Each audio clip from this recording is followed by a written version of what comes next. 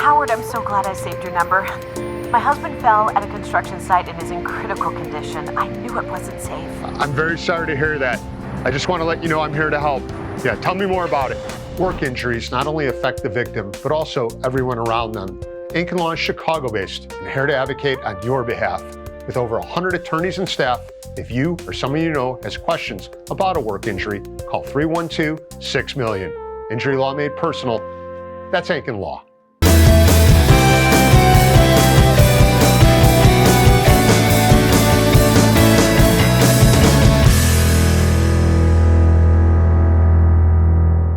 Mike, happy Hello, NCAA postseason. This is the thing. This is one of the things I love about. There are a lot of things that I love about you, but one is that you're as big a college baseball fan as I am, and you get that like opening day in college baseball, selection Monday, and regional weekend are like the best weekends on the calendar. And like, if you're a baseball fan that wants to experience college baseball and the atmosphere and why those of us who are hooked on it are hooked, this is the weekend to do it, because you'll see these 4,000 people crowds that are just going crazy, unless you're watching it in Starkville, and then you'll see a 15,000 person crowd that's going crazy, right? The Mississippi State, it's a regional, but it's great. Squeeze play is the best thing that ESPN does. It's a way you can watch like basically every big moment in all the games. Plus it's got the incredible Mike Rooney on the desk, who's one of my dearest friends, and the best thing about college baseball is Runes, because he's the ambassador of it.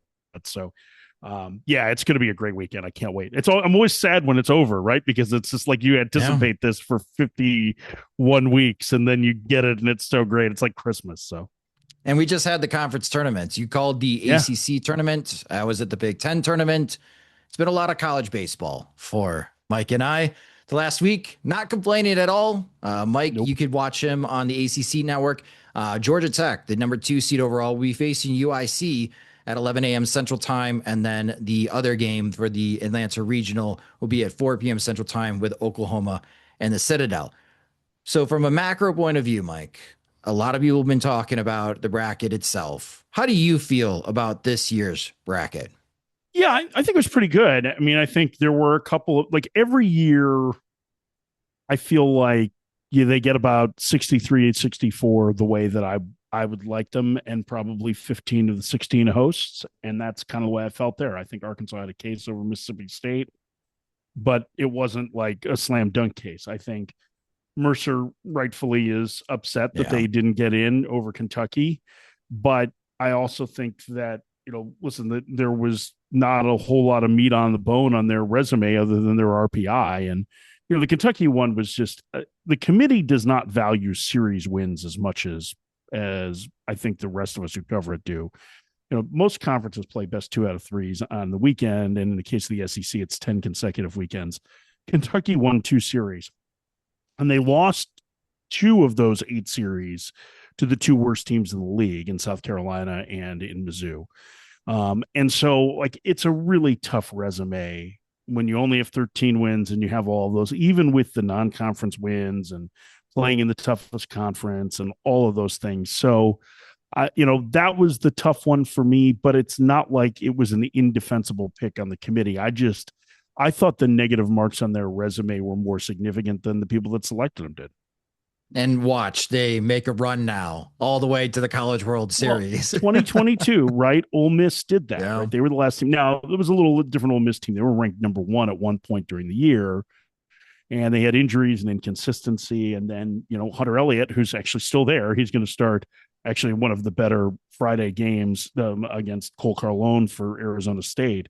He helped to put them on their shoulder, and Tim Elko, White Sox legend, was a huge part of that. There's a freaking statue of Tim Elko outside of Swayze Field. So and I'm not making that up. There literally is a statue of Tim Elko out there. So yeah, you can be the last team in and win. The legend of Jacob Gonzalez, future first round pick of the White Sox. He's swinging the bat well. He is. He's finding his rhythm. So eventually, we'll see on how Kentucky does. I'm with you. I thought Mercer should have been in, but after watching Michigan and Purdue in person, I'm hoping Kentucky does some damage, because it would have been nice to see another Big Ten team. The Big Ten has 4 teams in the postseason. The SEC, I believe, has 9 teams, and the SEC has 12. 12 SEC teams, has sorry. 12. ACC has 9. Yeah, that's it. I had those mixed up. 12 SEC teams, and the SEC has done well, but some of them do get upset. So when we look at the regionals themselves, Mike, who has the toughest regional in the opening weekend for the hosts? Yeah, I mean, I think there's a couple that stand out. I think one of the things that the committee did really well was it's a fairly balanced field. And those teams that are in the 13, 14, 15, 16, for the most part, have, to me, the toughest regionals, with one exception that I'll get to in a second. So Nebraska has a tough road. Now, this is the best Nebraska team in almost 20 years, but we just highlighted Ole Miss. And Ole Miss's rotation is really good, and they hit a lot of solo homers, right? So Haymarket Ballpark is going to play pretty small in Lincoln. Arizona State has as much talent as anybody in the country. It hasn't been consistent for Sparky, but when they play well, it's pretty impressive. So that's one of the spots that I would look at. I think, in Lawrence, right, the Kansas regional, they've got Arkansas, Missouri State, who are strangely bitter rivals. Like, there's a lot of history between those two teams from regionals and super regionals past. And Missouri State isn't afraid of Arkansas. So that's kind of fun. But Kansas has never hosted a regional before. They won the Big 12 regular season and tournament, and they don't have an easy path. And then I think, the one in Morgantown, too, and I love that West Virginia team, but I also think Wake Forest is a real sleeper. That's where Kentucky is. Wake Forest throws the ball harder on average than any team in the country. And they punch more tickets than I think all but one team in the country. I mean, they have a huge strikeout rate. Now, they'll walk some guys. That's part of the problem. They're all freshmen and sophomores, too. It is a really electric pitching staff, and their offense is pretty good. And they were the 2 seed that I think everybody should be the most worried about because of the arm talent. So I think those are the ones that are the toughest. The other one I'd add is they didn't do North Carolina any favors with who they put in their regional. North Carolina is the 5 seed, but Tennessee is a good team. East Carolina, not afeared to go to the Bosch. Those two play one of the coolest non-conference series every year, which is a traveling series where they play one game in Chapel Hill, they play one game at a neutral site, and they play one game in Greenville. It's awesome. And it's always the most intense series. Oh, yeah. It's one of the best. It's like what Clemson and South Carolina do, where they play they play one at each home ballpark, and then they play another at a traveling site, like at a neutral site. It's so cool. And it's, I think, for me, outside of that series, the Battle for South Carolina, it is the most intense early season non-con series. So that's going to be fun. But I also think that North Carolina team is good enough that they should handle that regional. They're really good. It's funny, when I was getting my lift to the airport leaving Omaha, my Lyft driver was lamenting about who was in the Lincoln Regional. And he said, the state of Nebraska is the biggest conspiracy theory state in the country. Everybody feels like they're out to get to us. And that's how everybody feels in Nebraska, is that the NCAA is out to get them, putting Ole Miss and Arizona State in their regional. That's the one that I have circled. It'll be a tough road for the Cornhuskers, but if they can hold on at home, they will be battle tested for super regionals. A top 8 seed, for whatever reason, Mike, seems to get knocked out in regionals. You mentioned North Carolina having a tough road. Out of the top 8 seeds, who is in most danger of not advancing to super regionals? I think Texas has been a little bit banged up. I think, I'm really curious to see what Santa Barbara does in that regional. I think they have the best pitcher in the country in Jackson Flora, and there's a chance that they could save him for a 1-0 game. That's risky, right? Because you need to win. Really, what happens, because it's a double elimination format, if you win your first 2 games, you're in the driver's seat. But that 1-0 game on Saturday night, that's the electric game. And if they want to try and beat Tarleton State, who's in the tournament for the first time, with one of their other pitchers, and they're very good on the mound overall, it would make sense to save Flora with the idea that Texas is probably going to handle Holy Cross pretty well. So I think that's one that is dangerous. I also think that Alabama, Alabama's been a really weird team this year, and that they've won. And it's not like Rob Vaughn's club is devoid of talent. They have some really good arms. The freshman Miles Upchurch is going to be special, but he's still a freshman, and they have not necessarily been consistent. And their star player, Justin LeBron, has not had a consistent season. And he's gone from being, a top 5 pick to being somewhere in the middle of the first round. Oklahoma State is tough They're healthier than they generally are. They're down one key arm in TP Wentworth, who was the right fielder and a key arm for them, a two-way player who transferred from Clemson. He had Tommy John surgery. So they're a little shorter there, but they play some really talented offensive freshmen. They have 6 good arms, so they basically can piggyback through 3 games. And the offense is terrifying. I mean, absolutely terrifying. I had them for 2 games in Phoenix against ASU, and it's just like they come off the bus and they look like they're ready to take your lunch money, and they don't celebrate it, right? Like they play Josh Holiday, Matt Holiday's older brother, is the head coach there. And Josh, like, there's no celebration. It's very old school. They don't pimp. They just go in, they take care of your business, and they carry themselves like, we came here to do 2 things: kick your ass and chew bubble gum, and we just ran out of bubble gum. And they do it, and they're really good. So I think Alabama is pretty vulnerable in that one, just because I think Oklahoma State, like, it's been a while since they've been through the supers. This feels like a year that they can get there. Yeah, I'm with you. I had both Alabama and Texas. On paper, there's very few teams that I think can challenge UCLA. And Texas, I think, could be one of them if they ever got into a series with UCLA. Mm-hmm. I'm with you. If UC Santa Barbara holds back Jackson Flora on Saturday, one, you're going to have every MLB team represented that game. Just about. Yeah. Yeah, that's a great point. With all of the prospects. I mean, man, Aiden Robbins, I mean, as a hitter for Texas, you can get pumped up because if you can get a hit against Flora, that'd be great on your resume tape. But yeah, those 2, Texas and Alabama. So again, 2 SEC schools that I think are in danger. UCLA's got to play better. I mean, we saw the number 1 seed Vanderbilt go down last year. We saw the number 2 seed Texas go down. UCLA can't always rely on 9th inning magic. So I'm keeping an eye on them. Weird things happen to teams that try to go wire to wire, Mike. Yeah, and I think, the other part is that they haven't had Logan Redeman, who's their ace. And it sounds like he's going to be back in some capacity, and that'll be a big addition. But, like, they play St. Mary's in the opening game, and St. Mary's is... Yeah. They should, but Eric Valenzuela, who's their head coach, is literally a Golden Gloves boxer, and his teams play like fighters. So they're not going to be afraid of them. Cal Poly beat UCLA this year in the midweek, right? That was the first UCLA loss. I think was to Cal Poly, who was the Big West tournament champion. And they faced Virginia Tech, who I just got a chance to see. I love this Virginia Tech roster. They have arms. They have a superstar freshman in Ethan Ball, who is like, he hit 3 tanks in the ACC tournament that were all over 400 feet and all to the middle of the field. Like, I'm talking like dead center. And like, it's whippy and quick. And it's kind of like, this is going to be a weird comp, but if you pull up video, you might see it. The hands work a little like Jazz Chisholm. Like, they're fast. And he's kind of like that same build as Jazz. So he's a really interesting player. And their head coach, John Sheff, used to coach at Maryland. And Maryland in 2015 went to number 1 overall UCLA and won that regional. So he's been there and done that. And that was a really talented Maryland team. They lost in supers to the eventual national champion in Virginia.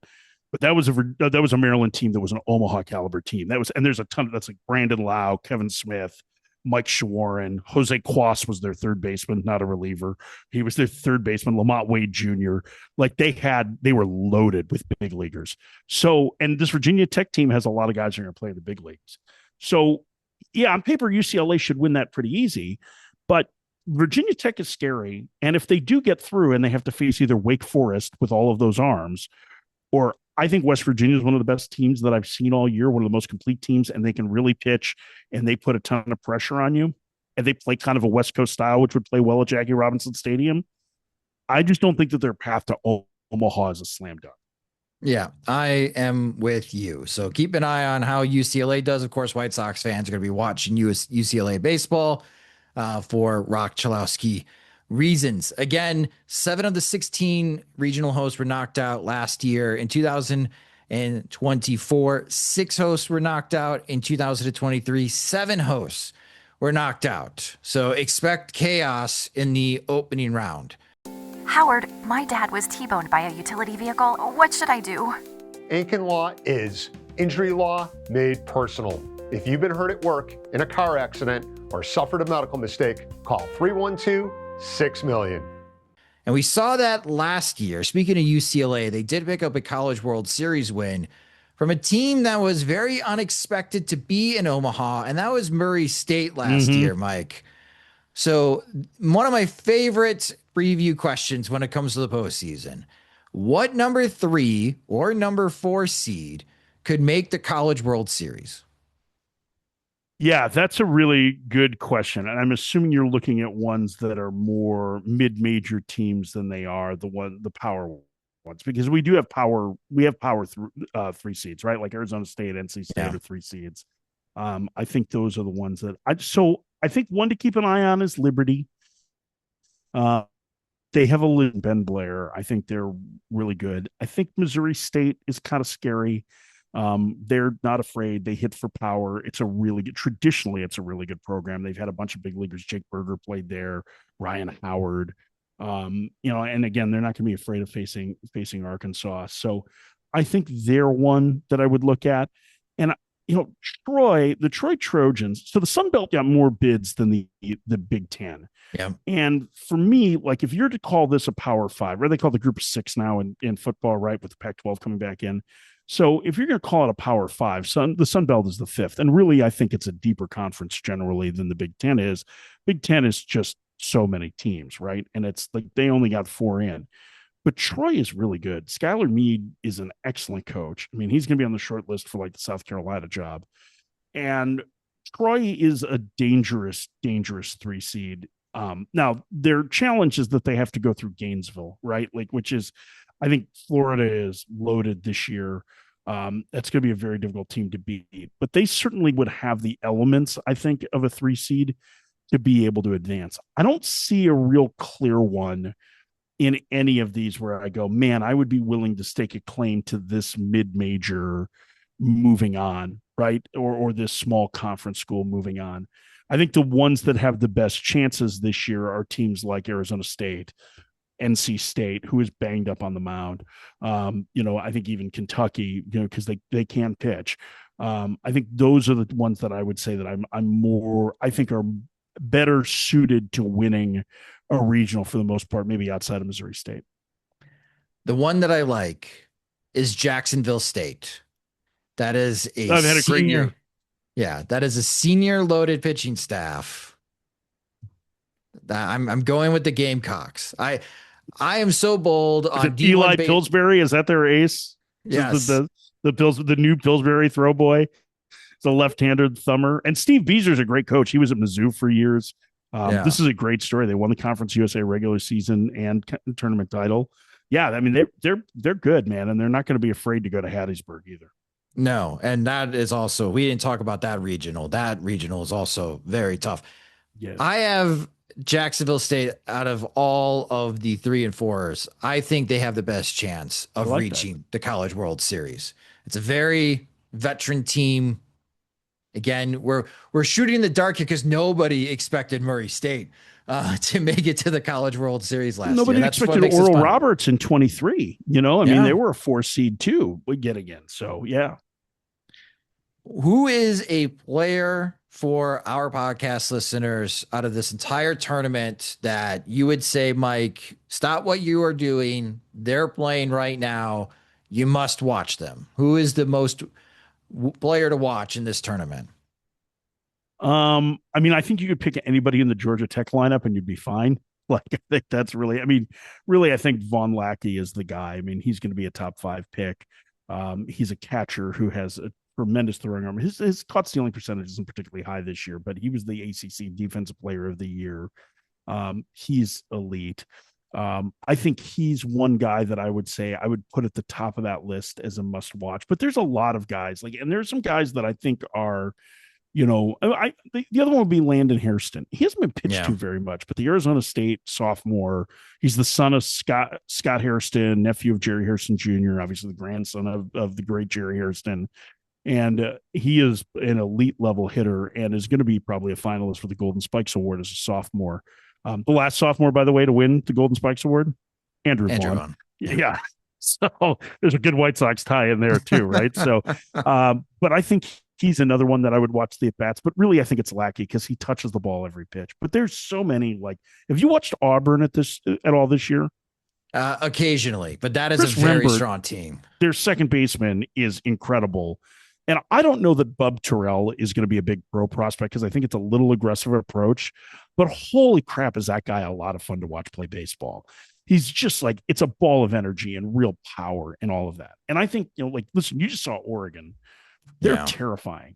And if you want to like, hey, watch this guy for the draft 2 years from now, Angel Laya is incredible. So it's tough for me to narrow it down to just one, but I would say Lackey is probably the guy at the top of the list. But I've probably got 40 that I feel like are worth tuning in to watch because I think they're special. If we do get UC Santa Barbara in Texas, it's Jackson Flora in that game. Yeah. It's tough for people in Chicago to watch Jackson Flora games. That game, as you mentioned, would be prime time. I'm hoping that if ESPN's got the time slot, I know there's a bunch of NBA playoffs and NHL going on. That would be a game that I bump to ESPN with all of the upcoming MLB draft prospects. Like, that would be the one, podcast listeners, if it does happen, you'll want to make that appointment viewing. It is good that the White Sox and Tigers play at 1:00 on Saturday. Yeah, and the other thing is that pitching matchup would likely be Jackson Flora and Dylan Volantis, who is a very high pick in next year's draft, right? So that's the other part of it is it's like, oh, by the way, you're going to see like one of the top draft picks for next year too. We got kind of lucky in this bracket where it's not only 2026 MLB draft, but it's also 2027 MLB draft heavy, Mike. Great point. Yeah, I think it really is. And some good 2028. I mean, basically like all of Wake Forest pitching staff is 2027 or beyond, right? So Chris Lavonis, who's their ace, he was an unsigned second rounder by the Brewers. He's a guy that I think is, he's super exciting, who is a sophomore. 2/3 of the rotation for Oregon, Will Sanford is the one that really stands out to me. He's a guy that I think is is a really good 27 pick. We already talked about Landon Hairston. Hairston is, a superstar already. He's going to be in that mix. So you're right. Like, there are a ton of guys in this that you look at and go, okay, if we're already looking ahead for another year in the draft, there are some really good 2027s that are going to be competing. We didn't even mention Brendan Lawson. Like, Lawson he might be the number one overall pick. Yeah. Lawson could be the one, podcast listeners, that could take over this tournament. Like, if Florida goes deep, they have two excellent starting pitchers in Aiden King, who I think the world of. Liam Peterson, man, there are some nights where it's like he's a top 10 pick, and there are some nights of like, what is going on? He can be a little inconsistent, but Brendan Lawson is the real deal. Like, he is very good. And I have a feeling that if you, podcast listeners, when you watch this tournament and you notice who's 2027 eligible and who's 2026 eligible, you might go, shoot, I wish the White Sox had the number one pick next year. Because I feel like the class of college players is a little bit stronger as this season has went on. The sophomores have been super impressive this year. Yeah, I mean, I think the good news is that even if the White Sox are in the middle of the first round next year, that there should be some really good 2027s for them to pick from. Because absolutely, listen, I get everybody's dreaming of a postseason berth based on the way that they've played so far, but realistically, they probably finish a little bit up the track, and if they do, they're going to be well positioned because next year's draft is pretty stacked. Yes. So finally, our College World Series championship picks. So if you want to be brave and pick a winner, I'll let you do it. But at the end of the tournament, which two schools will be playing against each other for the national championship, Mike? Yeah. So, I mean, it's not going to go this way, but I want it to go this way because the thing that I've wanted more than anything all year is for UCLA and Georgia Tech to play a 3-game series. Yeah. I want that really badly. I think they're the two best lineups in the country. I think it would be superstar power because, Cholowski's gotten a lot of attention, but you've seen Roman Martin, Will Gasparino, Mulavai Lavu. Those are legit dudes. And with Logan Redeman on the mound, if he's healthy, he's big time. There are 5 first-team All-ACC performers in the lineup for Georgia Tech. We talked about Lackey. Drew Burress is their all-time home run leader. Yeah. He's also going to go in the top 10. Jaron Advincula is probably going to be a first round pick as their second baseman. Carson Kearse has played his way into the top 2 rounds as their shortstop. Ryan Zuckerman leads them in home runs, plays great defense at third base.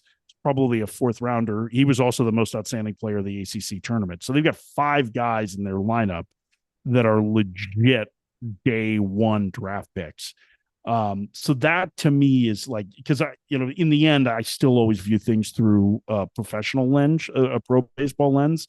And that's what I want to see. I would like to see those teams match up. When I did my D1baseball.com bracket, Mike, before the College World Series, the semifinal I have is UCLA against Auburn and Georgia Tech against Georgia. Can you imagine top 4 seeds? Can you imagine a Georgia Tech Georgia game in Omaha? Oh my goodness. I mean, I think that would be incredible. I mean, I think we were kind of upset that they were on other sides of the bracket just because like we don't get that in the finals, but it's just like, if we get a 1 versus 2, it's going to be must watch. It's going to be must watch with those 2 teams. So I don't think we're going to in the end. The odds are long, but if it happens, watch out. Yeah. And I think the X factor for UCLA is going to be their closer, Easton Hawk, who just pitched 3 innings in the Big Ten championship game and hit 99 miles an hour. I would love that championship. I'm with you, UCLA and Georgia Tech. Hopefully we get that. Last year, we were kind of thinking, could Vanderbilt and Texas do it? And again, both of them got knocked out of regionals. So knock on wood, that has not happened this year. Hopefully we get the best teams get far. In fairness, both of those teams were like, Texas had a good first half and Vanderbilt had a good finish last year. Yeah. Neither of those teams were as talented as the 1 and 2 teams this year. Really the top 4 or 5, I would say, through 5. North Carolina. Like, if North Carolina doesn't get to Omaha, it's an upset. That team is, I think their offense is vastly underrated. You need to watch some of Owen Hull. Like, that guy's going to go a little bit further down in the draft, but it's real tools as a center fielder. And they're pitching. They have a freshman in Caden Glauber who is like, it is Walker Buehler. Like, his arm is so fast, and he is their like relief ace, and he is awesome. It's going to be a very fun postseason. Again, it starts on Friday morning. So if you're working from home on one monitor, have Quick Pitch on. And again, you can watch Mike 11 a.m. Central Time, his first pitch between Georgia Tech and the University of Illinois, Chicago. And that's going to be on the ACC network. So there you can hear Mike call the game. And of course, you can hear him all the time on SiriusXM, on MLB Network Radio, and SXM College Radio as well. As always, Mike, this is so much fun. I hope you have a great time in Atlanta. I hope the games are fantastic. I know you'll do a great job calling them. And enjoy the postseason, my friend. Well, you too. And I can't wait to see you soon. So I'll see you in a couple months. Yes, sir.